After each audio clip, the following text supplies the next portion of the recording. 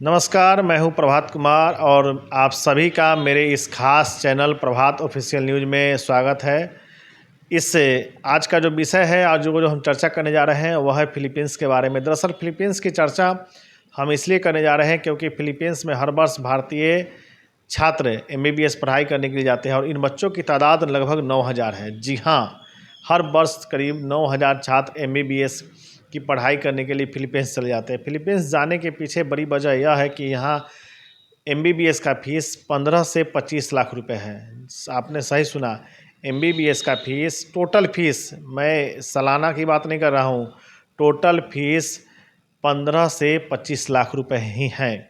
सबसे सस्ते देश के रूप में और पढ़ाई के रूप में विख्यात इस शहर में हर वर्ष 9,000 छात्र भारत से पढ़ाई करने के लिए जाते हैं और इनके पीछे सबसे बड़ी वजह है यह है कि इस देश में एमबीबीएस का फीस कम है। दरअसल लाखों छात्र जो एमबीबीएस की पढ़ाई के लिए पढ़ाई कर रहे हैं भारत में, और उनका जब सिलेक्शन भारत में नहीं होता चूँकि सीट कम है, और सीट कम होने की वजह से गवर्नमेंट में तो सीट काफ़ी कम है और प्राइवेट में जो है उनका फीस ज़्यादा है। तो होता क्या है कि उतना फीस वो छात्र दे नहीं पाते हैं। भारत में निजी कॉलेजों में एमबीबीएस की फ़ीस 1 करोड़ से लेकर 1.5 करोड़ रुपए तक के बीच में है। यानी सिर्फ फीस 1 करोड़ रुपया से लेकर के 1.5 करोड़ के बीच में है, जबकि फिलीपींस में पूरे एमबीबीएस का खर्च लगभग 15 से 25 लाख रुपए ही आता है। यही वजह है कि हर वर्ष करीब 9,000 छात्र वहाँ पढ़ाई करने के लिए चले जाते हैं विभिन्न कोर्सों में। हालांकि जिसमें एमबीबीएस का कोर्स करने वाले छात्रों की संख्या काफ़ी ज़्यादा है।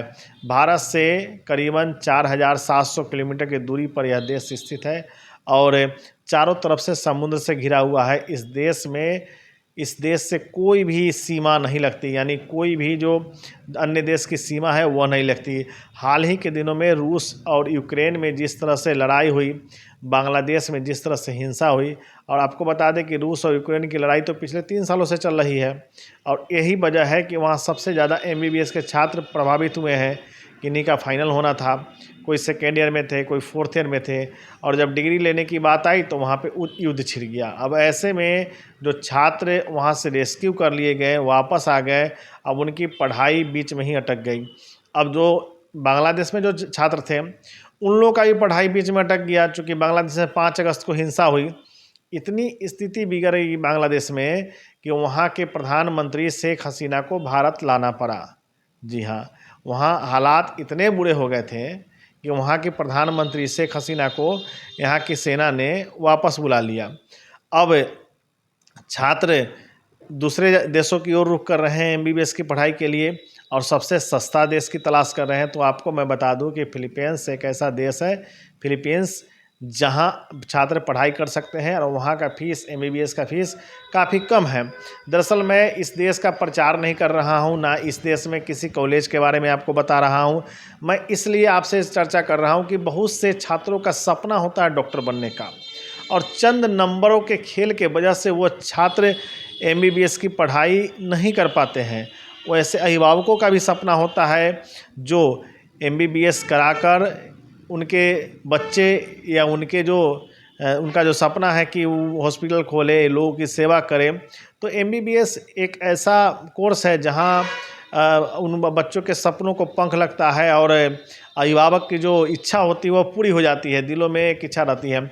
लेकिन सबसे बड़ी वजह है कि भारत में जिस तरह से देखा जाए तो सीट कम है, और जब एडमिशन नहीं होता है तो ऐसे भी छात्र हैं जिनका मान लिया जाए कि नंबर कम है, लेकिन वो ऐसे छात्र हैं जिन आगे की पढ़ाई कर सकते हैं और एमबीबीएस के लायक हैं। और ऐसे बहुत से मैं डॉक्टरों को भी जानता हूं जो बाहर से एमबीबीएस करके और यहाँ पढ़ाई कर रहे हैं, यहाँ प्रैक्टिस कर रहे हैं और यहाँ एमए से एमडी का कोर्स कर रहे हैं। बहुत सारे ऐसे छात्र हैं, स्टूडेंट हैं, डॉक्टर हैं जो कर रहे हैं। ऐसी कोई दिक्कत वाली बात नहीं है।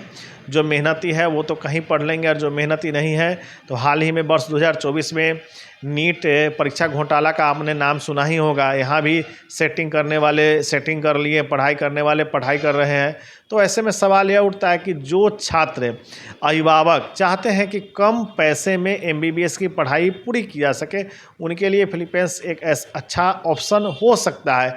हालांकि ऐसे कई देश हैं जिनकी चर्चा हम आने वाले समयों में करेंगे, आने वाले वीडियो में करेंगे और बताएंगे कि किन किन देशों में पढ़ाई के उपयुक्त बच्चों के लिए सही माहौल है, क्योंकि सही करियर और सही भविष्य और सही दिशा में गए छात्र आने वाले समय में अच्छा करते हैं। और हमारी भी यही कोशिश रहती है कि उन देशों की चर्चा हम ज़रूर करें, उन यूनिवर्सिटी के बारे में ज़रूर आपसे चर्चा करें जहाँ बच्चों को कोई दिक्कत नहीं है और जहाँ के छात्र, जहाँ से पढ़कर छात्र अपना आगे का भविष्य संवार सकते हैं, सरकारी सेवा दे सकते हैं, भारत में उनकी नियुक्ति हो सकती है, भारत में वो प्रैक्टिस कर सकते हैं। तो ऐसे बहुत से छात्र हैं। अभी जो रूस से बहुत सारे छात्र, आपने सुना हो कि रूस से पास आउट डॉक्टर हैं, तो अभी रूस की स्थिति आप जान ही रहे हैं। वहाँ भेजना बच्चे को भेजना वहाँ सही नहीं रहेगा। यूक्रेन की भी स्थिति आपने सुना ही है, चूँकि दोनों के बीच लड़ाई है। बांग्लादेश में हिंसा की जो लगातार खबरें आ रही है, उस बीच अगर किसी छात्र को वहाँ भेजकर पढ़ाई करने के लिए भेजा जा रहा है तो वो भी गलत हो जाएगा। ऐसे में सवाल उठता है, जाए तो जाए कहाँ छात्र?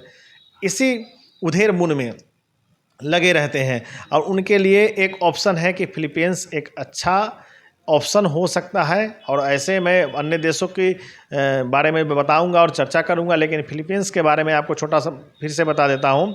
फिलीपींस की आबादी मात्र 11 लाख रुपए है, 11 लाख आबादी है उनका, और 97% तक रोमन कैथोलिक है, जो मतलब उनका धर्म है। 97% आबादी रोमन कैथोलिक है और बाकी अन्य लोग हैं। तो ऐसे में वहाँ ऐसी कोई स्थिति या कोई घटना होती नहीं है। हाँ, वहाँ का एक सबसे मज़ेदार बात यह बता दूं कि वहाँ सरकार ने नियम बना रखा है कि यदि किसी महिला से कोई अगर शादी करता है तो वहाँ तलाक का ऑप्शन नहीं है, वहाँ तलाक नहीं दे सकते हैं। खैर, ये तो वहाँ की चर्चा है, वहाँ की अन्य बातें हैं, बहुत सारी बातों पर हम चर्चा करेंगे और बताएंगे। तो वहाँ का जो मुद्रा है वो फ़िलिस्तीनी पेसो है, फ़िलिस्तीनी पेसो है। उस मुद्रा वहाँ का चलन में है और लगातार आप वहाँ पे अपना आगे का पढ़ाई और जारी रख सकते हैं। और इन चीज़ों के लिए हम चर्चा करते रहेंगे। लेकिन एक सबसे ख़ास बात आपको बता दें कि फिलीपींस में जो 9000 छात्र पढ़ाई कर रहे हैं और हर वर्ष करीबन हज़ारों छात्र जाते हैं, वहाँ पढ़ाई करते हैं और पढ़ाई करने के दौरान वहाँ से पास आउट होकर के भारत में सर्विस कर रहे हैं, जॉब कर रहे हैं, अपनी सेवा दे रहे हैं स्वास्थ्य सेवा में। तो एक बहुत अच्छा ऑप्शन हो सकता है। मैं बाकी अन्य देशों की चर्चा करूंगा। बने रहिए मेरे साथ। मेरे इस चैनल को आप लाइक करिए, सब्सक्राइब करिए और देखते बने रहिए मेरे साथ। मैं तमाम अपडेट आपको देता रहूँगा, MBBS से जुड़ा हुआ, इंजीनियरिंग से जुड़ा हुआ, बाकी एविएशन से जुड़ा हुआ। तो इन मुद्दों पर हम लगातार चर्चा करते रहेंगे। धन्यवाद।